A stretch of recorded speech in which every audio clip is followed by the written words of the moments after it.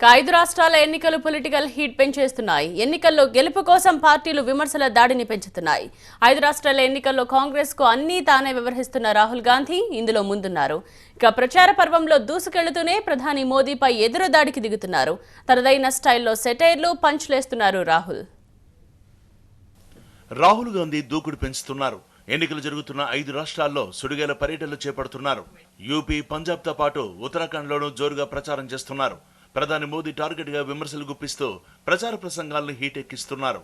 ఉత్తరాఖండ్ లోని రిషికేశ్ బహిరంగ సభలో పాల్గొన్న రాహుల్ గాంధీ మోదీపై విరుచుకుపడ్డారు.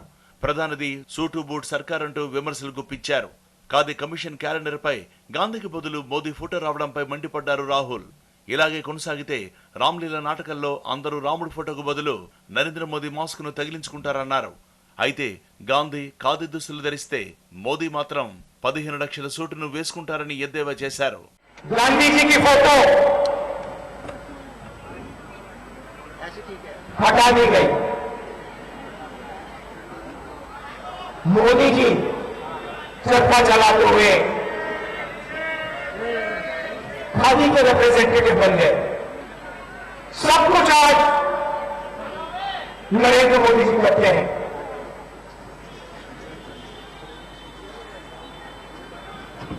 अगले साल रामलीला होगी. आपको वहां राम नहीं दिखाई देंगे, आपको वहां मोदी जी दिखाई देंगे.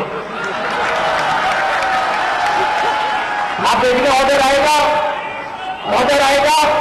रामलीला में. अब जब राम आएगा, राम भगवान आएंगे, मोदी जी का मास्क पहन के आएंगे और पूरे देश में ऐसी रामलीला चलेगी. ప్రధాని వ్యవస్థలను భ్రష్టు పట్టిస్తున్నారని మండిపడ్డారు రాహుల్ గాంధీ. తనతోనే ఈ దేశం నడవాలని మోదీ అనుకుంటున్నారని, అందుకే అడ్డగోలు నిర్ణయాలు తీసుకుంటున్నారని రాహుల్ గాంధీ విమర్శలు గుప్పించారు. నిమిషాల్లో నోట్ల రద్దు నిర్ణయం తీసుకున్న ప్రధాని 1 ర్యాంక్ 1 పెన్షన్ విషయాల్లో ఎందుకు స్పందించడం లేదన్నారు రాహుల్. 1 मिनट में 60-70 साल पुराना इंस्टीट्यूशन, हिंदुस्तान की जो आत्मा है, आर्थिक आत्मा है,